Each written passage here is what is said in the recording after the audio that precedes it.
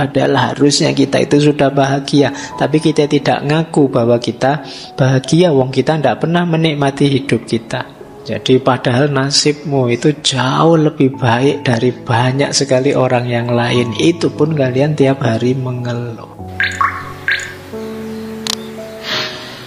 Baik, jadi ini kritik kedua terhadap fast culture. Kritik ketiga, hubungan sosial jadi terancam. Kenapa? Karena kecepatan ritme hidup kita, kita sulit dekat secara mendalam dengan orang lain.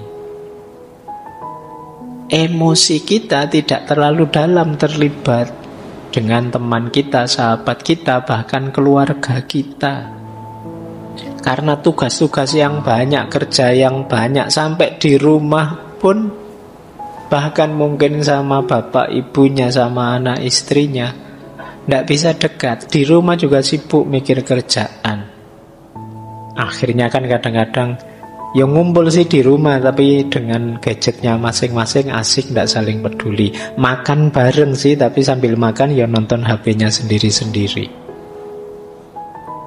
Itu yang di dalam rumah, apalagi yang di luar rumah. Saya tidak tahu anak-anak hari ini, anak-anak kecil itu yang jarang ketemu teman-teman tetangganya kiri kanan itu yo, kalau siang main apa, kalau sore main apa, mesti nanti larinya ke gadget. Ya syukur dia masih sekolah, mungkin di TK-nya, di PAUD-nya masih ketemu teman, tapi di luar itu ya gadget pasti. Nah, jadi hubungan sosial terancam. Kualitas hubungan antar manusia jadi dangkal. Kita tidak saling dalam, maka kita sulit berempati. Jadi kita sulit merasakan yang dirasakan orang lain. Selama ini kita yang dipikir diri kita saja. Kritik ketiga. Kritik keempat, kata Honore, yang kita sebut cepat itu tidak selalu sama dengan efisien. Kadang-kadang cepat itu malah masalah. Karena cepat akhirnya kualitasnya jadi kurang. Karena cepat ada yang kelewatan keliru. Teman-teman ngerti sendirilah, kalau kerja sambil kesusu-susu itu kan mesti ada saja kurangnya. Maka hati-hati dengan slogan lebih cepat lebih baik. Tidak mesti lebih cepat itu lebih baik. Kadang-kadang lebih cepat itu tadi jadi malah tidak efisien, malah kerja 2 kali. Akhirnya kita malah menyesal ini, alah kemarin ngapain aku kok kelewatan yang tadi, kok tidak hati-hati yang tadi. Itu karena terlalu cepat. Jadi ini kecepatan tidak sama dengan efisiensi, dan tidak berarti lebih cepat pasti lebih baik. Itu kata Honore, kecepatan dapat memberimu perasaan gembira yang luar biasa, tapi itu ada tempatnya. Engkau harus menentukan batasnya dan tidak selalu menggunakan kecepatan. Kata dia, adalah bodoh untuk minum segelas anggur secara cepat, dan adalah bodoh untuk memainkan Mozart terlalu cepat. Kalau kamu main Mozart, ya main musik, itu kan ya ada ritmenya. Kalau terlalu cepat bubar. Minum wine, orang sana bukan kalian. Itu kan yang minumnya sedikit. Kalau kamu kan dari itu minum kok sedikit gitu ya. Tapi memang kalau banyak terus cepat malah lepas etiknya, malah tidak nikmat. Jadi ya semuanya ada ritmenya. Kalau kalian terlalu cepat, ya tidak bisa menikmati, malah terlewat dari makna, nilai, dan kenikmatannya. Apa saja itu. Jadi ini kritik beliau. Ada lagi yang kelima, beliau mengkritik fast culture itu sering mengabaikan ritme alami hidup. Alam semesta ini termasuk manusia ada ritmenya. Ayo kita pahami, iya kita harus tahu kapan kita kerja, tapi juga harus tahu kapan istirahat, kapan kita evaluasi, kapan kita refleksi. Anak-anak juga ada ritmenya, orang dewasa ada ritmenya, setiap makhluk ada ritmenya. Begitu kita kacau ritme kita, putus ritmenya, pasti tidak seimbang. Pasti kemudian ada masalah dalam hidup kita. Jadi nanti slow living itu tidak sekedar lambat, tapi sebenarnya mengembalikan lagi ritme alami ini. Yang kemarin-kemarin kita terlalu cepat. Baik, kita lanjutkan karena masih banyak kritiknya. Yang ke-8, konsumerisme. Jadi peradaban hari ini dicirikan oleh konsumerisme. Kenapa konsumerisme? Ya kita ingin belanja, ingin membeli, ingin banyak uang demi memenuhi ini itu. Dan untuk bisa memenuhi keinginan konsumen kita, ya kita harus kerja keras, kita harus terus-menerus.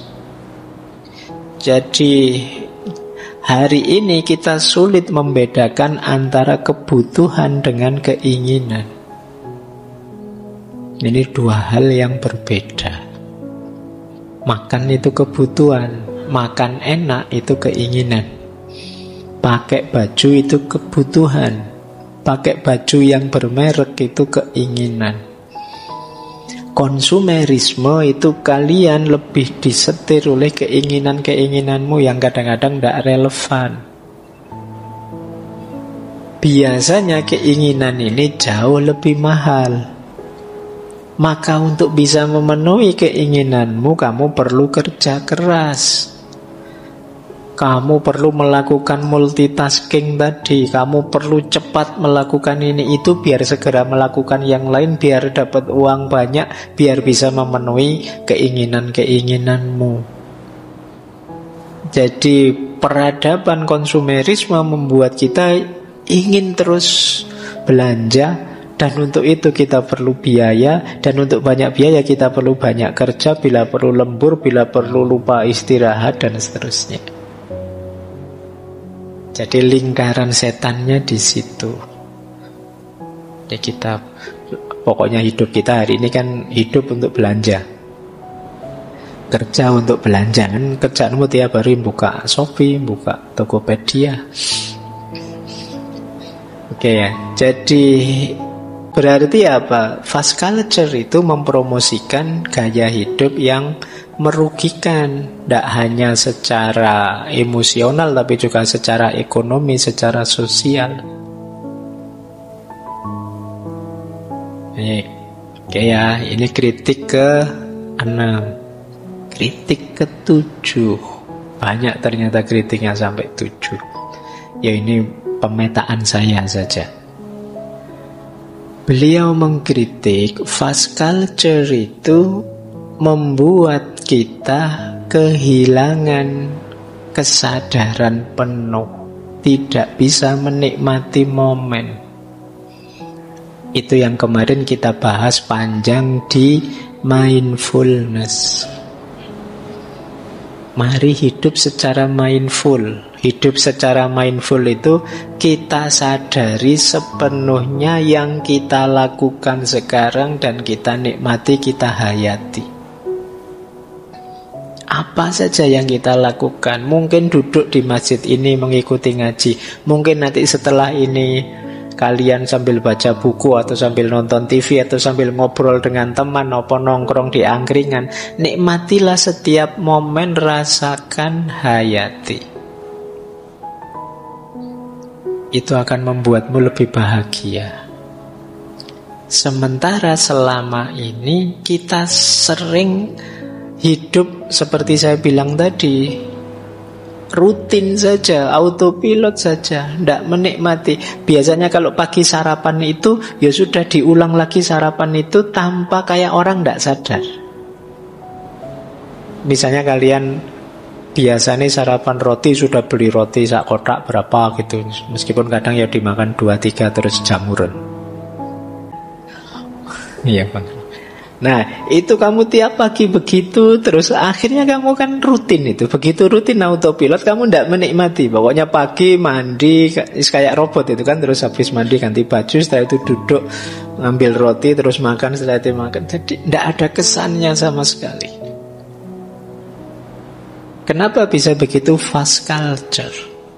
Kalian dikejar-kejar oleh peradabanmu untuk segera menyelesaikan ini itu, untuk segera produktif ini itu. Padahal misalnya kalian sadari, kalian nikmati, hidupmu kan akan jauh lebih membahagiakan tanpa harus mengorbankan yang harus kalian tuju tadi. Jadi kan tujuanmu tetap bisa tercapai meskipun kalian menyadari sepenuhnya dan menghayati apapun yang kalian lakukan. Jadi fast culture menjauhkan kita dari menikmati hidup. Karena jauh dari menikmati hidup, kita juga tidak merasakan kebahagiaan. Padahal harusnya kita itu sudah bahagia, tapi kita tidak ngaku bahwa kita bahagia. Wong kita tidak pernah menikmati hidup kita. Yo, akhirnya kita tidak bersyukur. Akhirnya tiap hari mengeluh. Jadi padahal nasibmu itu jauh lebih baik dari banyak sekali orang yang lain. Itu pun kalian tiap hari mengeluh. Karena ini tadi, kamu tidak mindful. Kamu tidak menikmati detik per detik hidup. Oke ya, jadi inilah kritik-kritik dari Carl Honore terhadap fast culture. Yang ini harus dicarikan solusinya. Solusinya apa? Itulah nanti yang kita sebut slow living. Baik, ambil nafas dulu, istirahat dulu ya, boleh. Nanti dianggap tidak menikmati kalau ngomong terus 2 jam. Mari kita nikmati momen kita malam hari ini biar kita bersyukur.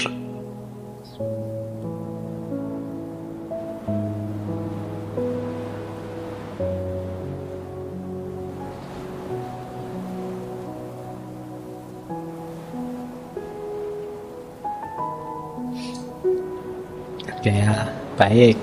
Nah, sekarang kita masuk ke tema utama kita, slow living. Slow living itu, ini kalau dari bukunya ya, maknanya secara umum filosofi hidup yang menekankan pentingnya memperlambat ritme untuk menikmati momen, mendalami pengalaman, dan menghargai kualitas daripada kuantitas dalam segala aspek kehidupan. Jadi karena memang peradaban kita hari ini agak terlalu cepat, ada pentingnya kita lambatkan sedikit. Nanti di bagian bukunya yang lain beliau bilang begini, slow living itu satu revolusi budaya yang menentang anggapan bahwa lebih cepat selalu lebih baik. Jadi jangan didefinisikan cepat pasti lebih baik. Filosofis slow, kata Honore, bukan tentang melakukan segala sesuatu dengan kecepatan lambat. Jadi meskipun begitu bukan kok terus ayo kalau begitu berlambat-lambat, bukan itu. Tetapi berusaha melakukan segala sesuatu dengan kecepatan yang tepat. Jadi karena sebelumnya kita terlalu cepat, fast culture kan perlu diperlambat. Diperlambat itu biar ketemu ritmenya yang pas. Jadi targetnya bukan berlambat-lambat, tapi menemukan ritme yang tepat, yang pas. Karena kemarin terlalu cepat. Jadi slow living itu bukan hidup yang santai-santai, males-males, nge-slow saja, tidak begitu. Tapi hidup yang tepat kecepatannya. Kata Honore, menikmati jam dan menit daripada sekedar menghitungnya. Kita selama ini kan lebih banyak menghitung waktu, bukan menikmati waktu. Sudah berapa jam ngaji kita ini? Wah, kurang berapa menit lagi ya. Saya kok rasanya sudah tidak betah ini. Saya kan ini. Kamu tidak bisa menikmati momen, kamu menghitung waktu tiap hari. Wah, sudah kuliah semester 2 sekarang atau semester 3 sekarang, berarti kurang 2 tahun 3 bulan. Kamu ngitung waktu terus. Wah, usia saya sekarang sudah 20, 5 tahun lagi berarti nanti ditanya kapan nikah ini mesti kan. Kamu ngitung waktu. Kamu tidak bisa menikmati waktu. Yang kamu lakukan selama ini menghitung waktu. Dan itu menyiksa. Tidak enak menghitung waktu itu. Nah, slow living filosofinya apa? Menikmati waktu, jam dan menit daripada sekedar menghitungnya. Melakukan segala sesuatu sebaik mungkin, bukan secepat mungkin. Filosofi ini tentang kualitas, bukan kuantitas dalam segala hal. Mulai dari pekerjaan, makanan, hingga mengasuh anak. Jadi ini beliau ingin semacam revolusi. Yuk manusia mulai ngerem, manusia mulai melambatkan diri. Jangan terlalu cepat, terlalu ambisius, itu merusak.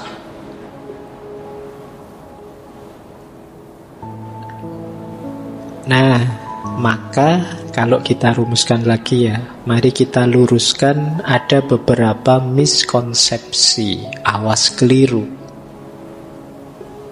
Yang pertama, slow living bukan berarti malas.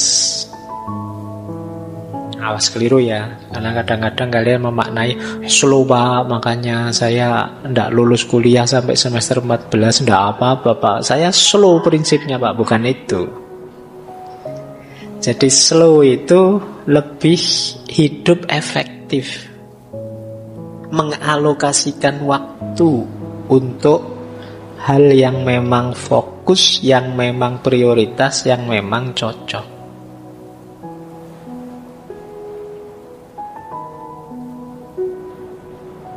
Jadi bukan males. Jadi slow living ini tidak untuk yang males, tapi untuk yang terlalu cepat, untuk mengurangi kecepatannya. Ya meskipun ada yang bilang, tapi males itu kadang-kadang penting loh pak. Nah, ya. Ada satu buku yang menjelaskan begini, alhamdulillah masih ada orang males. Paling tidak ada orang yang tidak ikut menyumbang kekacauan dan kerusakan di muka bumi. Iya, kemarin kan kita belajar ekologi bulan lalu, itu betapa agresifnya manusia karena ambisinya, cita-citanya, keinginannya, terus bikin kerusakan ini, kerusakan itu. Nah, paling tidak orang males itu tidak ikut andil merusak dunia ini. Wong dia tidak ngapa-ngapain kok. Itu jasanya paling tidak itu ya. Oke. Meskipun jangan kamu pakai alasan, nanti ini dipakai alasan, Pak. Saya males itu ya, mending Pak, saya tidak ikut andil ngerusak-ngerusak gitu. Oke, jadi slow living bukan berarti males. Yang kedua, slow living bukan berarti menunda. Waktunya kerja ya kerja saja, tapi ngerti ritmenya. Jangan tergesa-gesa. Juga jangan ditunda. Kalau memang sudah waktunya action. Kita pilih yang paling cocok, waktu yang paling tepat, durasi yang paling sesuai untuk kita. Kita tahu kapan dikerjakan, kapan istirahat. Jadi bukan menunda. Dan juga bukan, nanti ada yang bilang slow living itu kan mungkin gaya hidup cocoknya ya di pedesaan-pedesaan Pak, daerah dalam.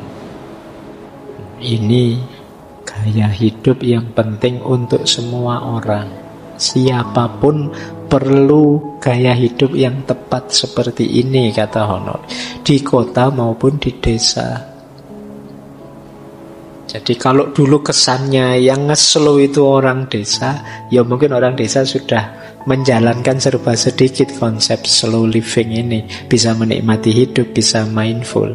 Harusnya gaya di desa menulari yang kota, tapi kan sekarang kebalikannya, gaya kota nular ke desa. Orang desa sekarang tidak kalah ambisius, tidak kalah kemerungsungnya dengan orang kota, tidak kalah fastnya peradabannya. Kalau tidak percaya kalian nanti yang kuliah di sini waktu pulang kampung mesti kaget-kaget. Perubahannya cepat juga di desa kita itu. Nah, jadi ini tidak desa, tidak kota. Jadi tidak hanya untuk negara maju, tapi juga untuk kita. Kita kan sebenarnya juga sudah maju ya, insya Allah. Iya kan, harus optimis kita. Baik, jadi ini miskonsepsi. Banyak yang salah paham terhadap slow living. Bukan malas, bukan menunda-nunda, juga bukan cocoknya di pedesaan saja. Kata Karl Honore, bersikap lambat berarti mengendalikan ritme hidup sendiri. Engkaulah yang memutuskan berapa cepat harus melangkah dalam konteks apapun. Jika hari ini aku ingin melangkah cepat, aku akan melangkah cepat. Jika besok aku ingin melangkah lambat, aku akan melangkah lambat. Yang kita perjuangkan adalah hak untuk menentukan tempo sendiri. Kita yang tahu siapa diri kita, kapan kita kuat, sejauh mana kita mampu, kapan kita harus istirahat. Kita kan yang tahu. Ayo kita putuskan, kita tentukan sendiri. Jangan mau dijajah, diarahkan, diatur tanpa kita pertimbangkan daya dan kekuatan kita. Ini yang diinginkan oleh Honore. Inilah nanti yang disebut slow living. Oke, kita lanjutkan. Sekarang prinsip-prinsipnya. Dari buku-bukunya Honore, kalau saya simpulkan, setidaknya ada 10 prinsip pokok dari slow living. Jadi kalau kalian ingin hidup yang slow, perhatikan 10 ini. Yang pertama, kesadaran. Yang tadi kita sebut mindful tadi. Mari hidup secara sadar. Untuk yang pertama ini kita banyak belajar misalnya dari Socrates tentang self-awareness, tuntutan untuk mengenali diri, menyadari diri. Siapa aku? Apa kelemahan-kelebihanku? Aku tipe orang yang seperti apa? Ini kesadaran-kesadaran diri. Di situ nanti kita bisa ngukur, oh saya mampunya sejauh ini. Kalau kerja fisik seperti ini ya saya bisanya yang selevel ini dan seterusnya. Jadi ini yang pertama, kesadaran. Yang kedua, keseimbangan. Jadi slow living itu seimbang. Jangan fokus nyari kesenangan fisik saja, lupa kepuasan batin kita, atau mengejar ambisi kepuasan batin saja, lupa kesehatan fisik kita. Harus seimbang. Pikiran, mental kita, jasmani kita, rohani kita itu harus seimbang. Semuanya kita urusi dengan baik. Jadi kalau dalam agama ditambahi lagi ya dunia ya akhiratnya harus seimbang. Ini kunci kedua. Jadi kalian merasa, Pak saya ritmenya tepat Pak, tapi kamu yang diurusi hanya urusan kesenangan materi saja, ya masih belum seimbang. Prinsip kedua, keseimbangan. Kemudian prinsip ketiga, kualitas di atas kuantitas.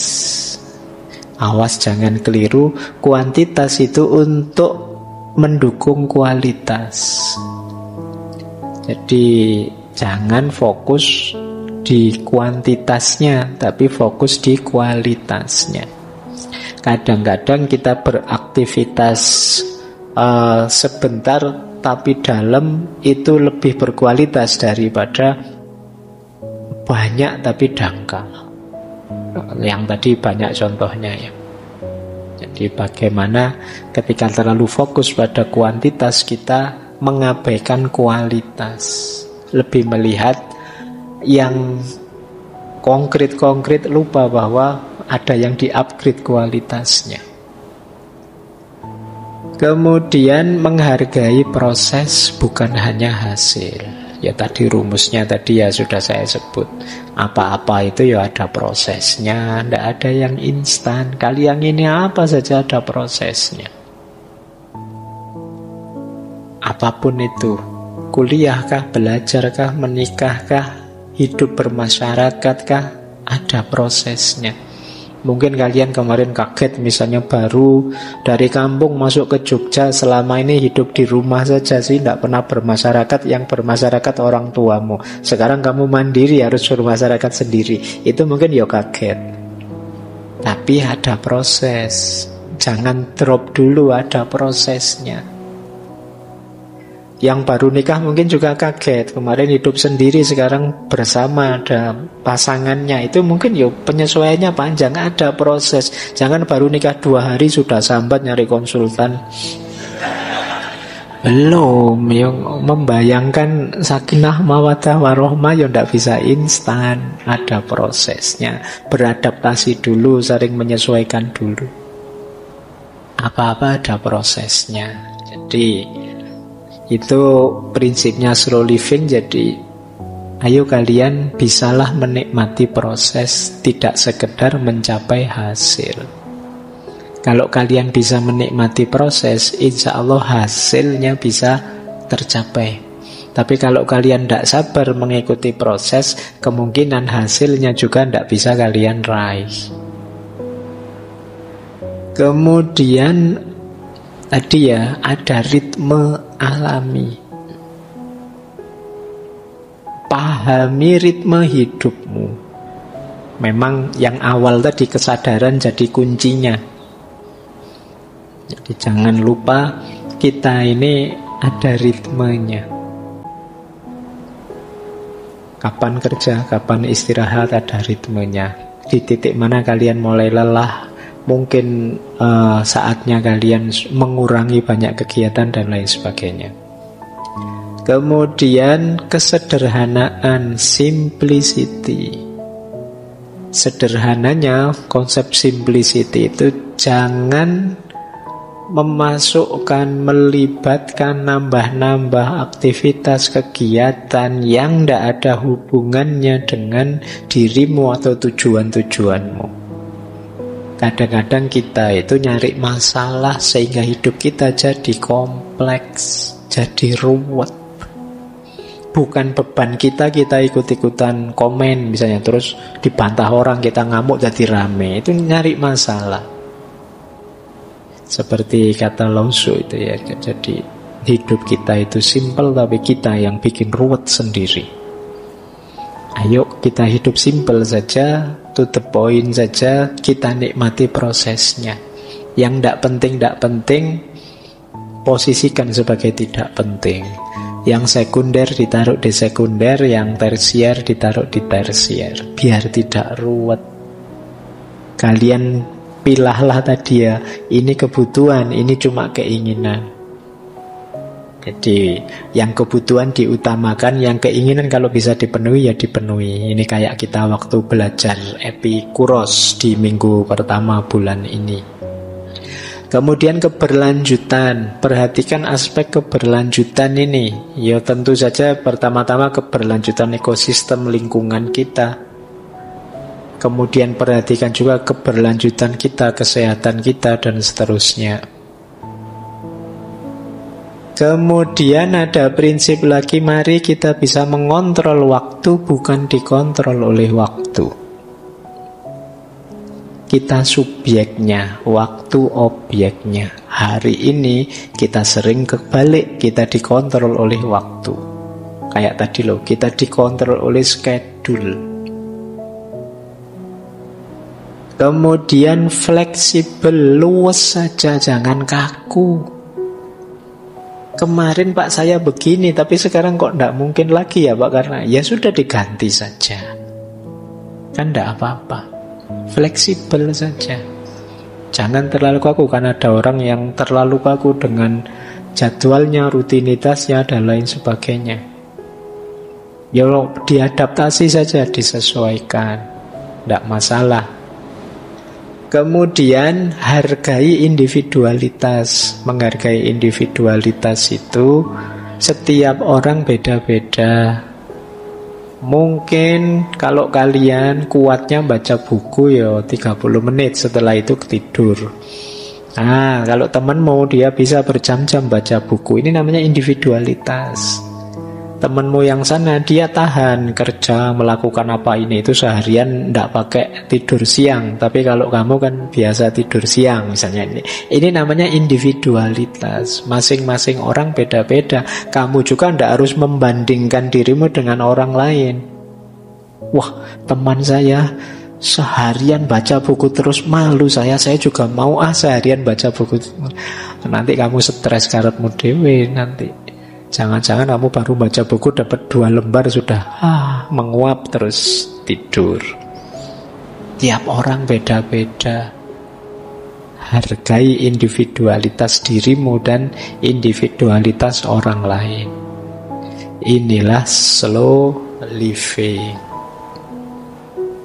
Kata beliau, manfaat besar dari memperlambat langkah adalah mendapatkan kembali waktu dan ketenangan untuk membuat koneksi yang bermakna, baik dengan orang lain, dengan budaya, dengan pekerjaan, dengan alam, dengan tubuh, dan dengan pikiran kita sendiri. Jadi kalau kita agak slow down, kita agak memperlambat sedikit, kita lebih tenang.